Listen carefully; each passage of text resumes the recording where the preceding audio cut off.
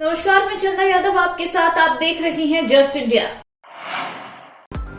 खबरों के प्रायोजक हैं Asian colour coated Ispat limited. आपका विश्वास हमारी पहचान। मेडिफिर international taken a step to keep you safe from corona virus. रंज किया showroom in Rohtak and Bahadurgarh. Showroom पर आएं, टेस्ट ड्राइव लें और गाड़ी बुक। ग्रेटर नोएडा वेस्ट के कोतवाली बिजरक क्षेत्र में स्थित सरस्वती कुंज कॉलोनी की गली में घर के सामने खेल रही एक 8 वर्षीय मासूम बच्ची को एक डंपर ने कुचल दिया। हादसे में बच्ची की मौत हुई है। घटनास्थल पर हो गई। आपको बता दें, इसके बाद गुस्साए लोगों ने ग्रेटर नोएडा वेस्ट से गाजियाबाद जाने वाले मार्ग पर बच्ची का शव रखकर करीब 1-2 घंटे तक जाम लगाकर हंगामा किया। आक्रोशित भीड़ आरोपी चालक की गिरफ्तारी की लगातार मांग कर रही थी, जो घटना के बाद से ही मौके से फरार हो गया था। पुलिस ने भारी मशक्कत करने के बाद लोगों को समझा बुझाकर शांत किया, जिसके बाद सड़क खुली और जाम में फंसे लोगों ने राहत की सांस ली। मृत बच्चे की गोद में लेकर तिगरी गोल चक्कर के पास बीच सड़क पर बैठे मृतक मासूम अंशिका की मां है। अंशिका के पिता रामनाथ मूल रूप से नेपाल के रहने वाले हैं और सरस्वती कुंज कॉलोनी में परचून की दुकान चलाते हैं। हादसे के वक्त पहले बच्ची मां के साथ दुकान पर गई थी, लेकिन मां किसी काम से दुकान पर रुक गई और बच्ची घर लौट आई थी। जब घर के सामने गली में खेल रही थी, उसी समय डंपर को बैक करते समय चालक ने अंशिका को रौंद दिया, जिससे उसकी मौके पर ही मौत हो गई। मासूम बच्ची की मौत की सूचना मिलते ही परिजन और लोगों ने इकट्ठा होकर ग्रेटर नोएडा से गाजियाबाद जाने वाले मार्ग पर जाम लगा दिया, लेकिन ग्रेटर नोएडा वेस्ट का सबसे व्यस्त मार्ग होने के कारण 2 घंटे के जाम के चलते लोगों को काफी परेशानियां भी झेलनी पड़ी। सड़क में वाहनों की लंबी कतारें लग गई। पुलिस के समझाने के बाद लोग सड़क से हटे। उसके बाद जाम खुला और वाहन चालक अपने गंतव्य की ओर रवाना हो सके। सीआईए पुलिस टोहाना की टीम ने मोटरसाइकिल सवार एक मजदूर को 50 ग्राम हेरोइन सहित गिरफ्तार किया है। गिरफ्तार आरोपी ने अपना नाम शकरपुरा निवासी गुरप्रीत सिंह बताया है। उसके खिलाफ थाने में एनडीपीएस एक्ट के तहत मामला दर्ज किया गया है। आरोपी को माननीय अदालत में पेश किया गया, जहां से उसे न्यायिक हिरासत में भेज दिया गया है। बता दें, पुलिस ने आरोपी से सप्लायर का नाम पूछा, जिसे पुलिस शीघ्र काबू करने की बात कर रही है। टोहाना डीएसपी बीरम सिंह ने जानकारी देते हुए बताया कि सीआईए पुलिस टोहाना की टीम एएसआई ओम प्रकाश के नेतृत्व में गश्त के दौरान गांव मयोंद कला में रंगोई पुल पर पहुंची, तो मयोंद कला गांव की ओर से मोटरसाइकिल पर एक युवक बिना नंबर प्लेट के आता दिखाई दिया, जो कि पुलिस टीम को देखकर घबरा गया और मोटरसाइकिल को वापस मोड़ने लगा। शक के आधार पर पुलिस ने तत्परता दिखाते हुए युवक को काबू कर लिया और उसकी तलाशी ली, तो उसके कब्जे से 50 ग्राम हेरोइन बरामद हुई है। आरोपी ने बताया कि वह मजदूरी का काम करता है। पहली बार उसने लालच में आकर यह काम किया। आरोपी ने पुलिस पूछताछ में सप्लायर का नाम बताया है, जिससे शीघ्र काबू कर लिया जाएगा। उनको सीआईए टोहाना की टीम जो है वो म्योंद कला पुल के ऊपर मौजूद थी, तो गांव म्योंद कला की तरफ से एक नौजवान लड़का एक मोटरसाइकिल बिना नंबर प्लेट के आया, जो संदेह होने पर उसको काबू किया। नाम पता पूछा तो उसने अपना नाम गुरमीत सिंह बताया।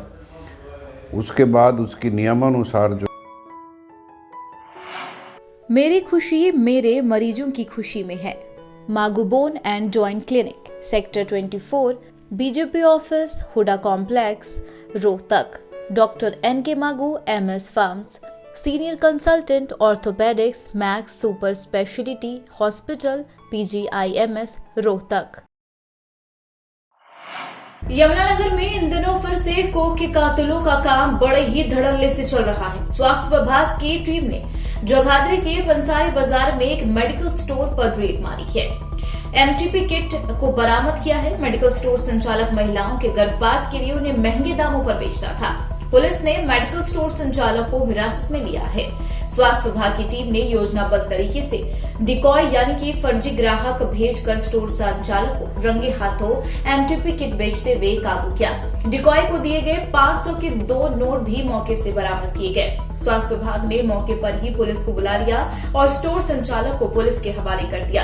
हालांकि पुलिस की हिरासत में आने के बाद स्टोर संचालक साफ कह रहा है कि महिला ने उसके पांव पकड़े और तब जाकर उसने उसे किट ला कर दी। हालांकि किट का प्रिंट रेट महज 433 रुपए था, लेकिन स्टोर संचालक ने किट को 1000 रुपए में दिया। स्टोर संचालक यह किट कहां से लेकर आता था, अब पुलिस इसकी जांच करेगी। एक सीक्रेट टिप मिली थी कि ये प्रकाश केमिस्ट जो यहाँ पे चौक बाज़ार जगाधरी में है, ये इलीगल अबॉर्शन का काम करते हैं। हमारे को एक डिकॉय पेशेंट हमने नकली ग्राहक बना के यहाँ पे भेजा, जिन्होंने कल शाम को इनको अप्रोच किया था और बोला कि मुझे अबॉर्शन करवानी है तो क्या किया जा सकता है। तो उन्होंने बोला कि पहले तो आप ये टेस्ट करके बताओ कि आप वाकई प्रेग्नेंट हो कि नहीं हो। उसके लिए इन्होंने इनको एक यूरिन प्रेगनेंसी टेस्ट की किट दी, जो कि उन्होंने पड़ोस के किसी घर में जाके यूरिन अपना करके उसके ऊपर वो टेस्ट किया, जो कि पॉजिटिव आई। वो इनको दिखाया, इन्होंने बोला कि हाँ पॉजिटिव हैं, तो आप 1000 रुपये मुझे दे दीजिए, जो कि हमारे पास निशानी लगे हुए नोट होते हैं। वो 1000 रुपये इनके पास गए।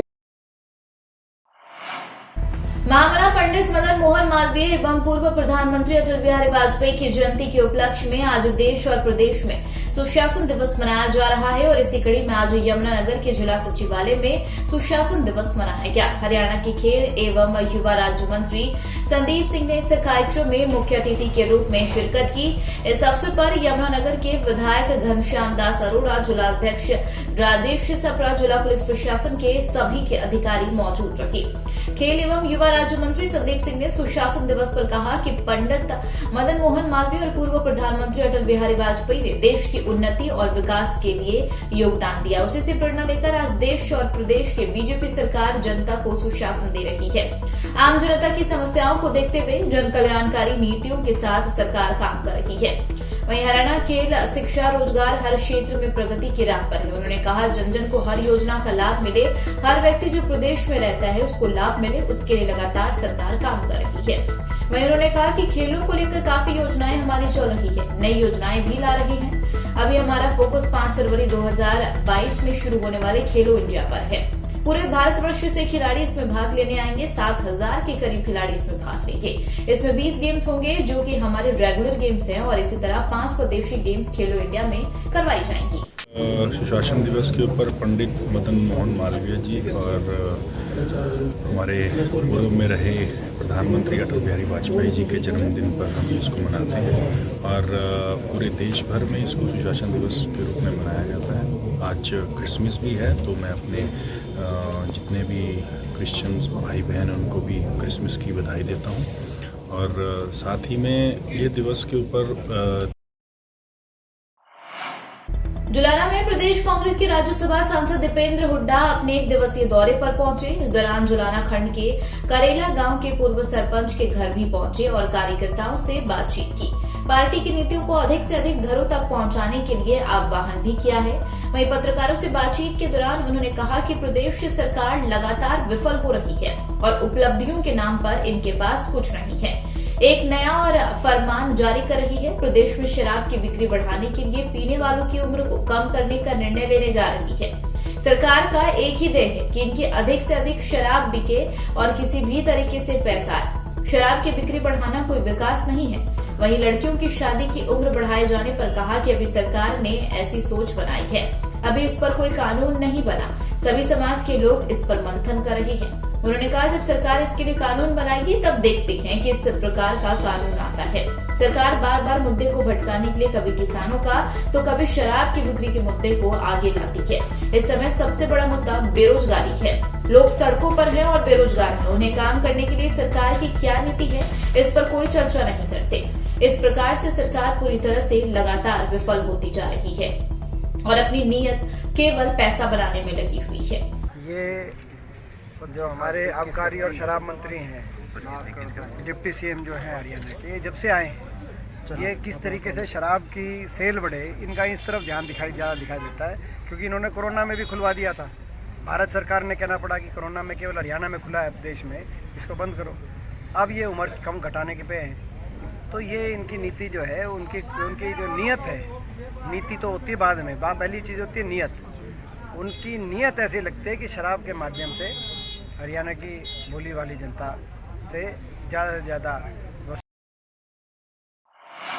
आज यहाँ श्री सनातन धर्म महावीर दल चिका में भारत के स्वर्गीय प्रधानमंत्री अटल बिहारी वाजपेयी के जन्मदिन पर एक श्रद्धांजलि समारोह का आयोजन किया गया, जिसमें क्षेत्र के सांसद नायाब सैनी ने शिरकत की। उन्होंने महावीर अस्पताल में मरीजों को फल भी वितरित किए। इस अवसर पर उन्होंने लोगों की समस्याएं भी सुनी और उन्हें आह्वान किया कि वे वाजपेयी जी के दिखाए रास्ते पर चलकर समाज के हित के लिए हमेशा कार्य करते रहे। इस अवसर पर उनके साथ जिला प्रधान अशोक गुर्जर, गोला भाजपा प्रधान लीलाराम रवि तारावली, पूर्व विधायक कुलवंत बाजीगर सहित कई अन्य भाजपा नेता मौजूद रहे। अटल जी की जन्म जयंती है। इस दिवस को पूरा देश सुशासन दिवस के रूप में मनाते हैं। शुभ अवसर पर उन्होंने जिस प्रकार को देश के अंदर मजबूत हिंदुस्तान की नींव रखने का कार्य किया है और लोगों के जीवन को सरल करने का काम किया है, चाहे प्रधानमंत्री सड़क योजना के तहत गाँव को शहर के साथ जोड़ने का काम किया है, चाहे गांव के बजट को 60% करने का काम अटल बिहारी वाजपेयी जी ने किया है, चाहे गांव के अंदर पहली बार गैस का सिलेंडर पहुंचाने की व्यवस्था अटल बिहारी वाजपेयी जी ने की है, लोगों के जीवन को सरल करने का काम अटल बिहारी वाजपेयी। आज नगर पालिका सफाई कर्मचारियों के नवनिर्वाचित प्रधान और समस्त कार्यकारिणी का गठन और सम्मान शपथ ग्रहण समारोह का आयोजन किया गया है, जिसका आयोजन पंडित श्रीराम रंगशाला ने किया है। कार्यक्रम में मुख्य अतिथि के तौर पर नरेश कुमार शास्त्री नगर पालिका संघ हरियाणा ने शिरकत की, तो वहीं विशिष्ट अतिथि मांगेराम तिगारा ने शिरकत की और नगर पालिका सफाई कर्मचारी सम्मान समारोह में पहुंचे।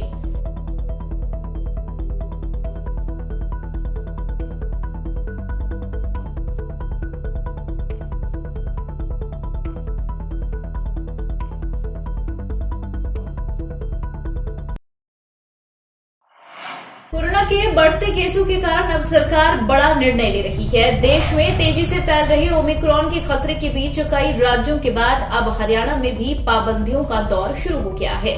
आज से हरियाणा में भी रात्रि 11 बजे से लेकर सुबह 5 बजे तक नाइट कर्फ्यू शुरू होने जा रहा है। तो वहीं किसी भी प्रकार के कार्यक्रम में 200 से अधिक लोगों के एकत्रित होने पर पाबंदी लगा दी गई है। तो आपको बता दें, सरकार द्वारा लिए गए फैसलों की जानकारी आज खुद प्रदेश के गृह एवं स्वास्थ्य मंत्री अनिल विज ने दी है। अनिल विज ने बताया कि ओमिक्रॉन की बढ़ती रफ्तार को देखते हुए प्रदेश में यह पाबंदी लगाई गई है। इतना ही नहीं, 1 जनवरी 2022 से वैक्सीन की दूसरी डोज न लगवाने वालों की सामाजिक स्थानों पर एंट्री भी बैन की जाएगी। अनिल विज ने बताया, आदेशों के बाद हरियाणा में वैक्सीनेशन के आंकड़ों में बड़ा उछाल आया है।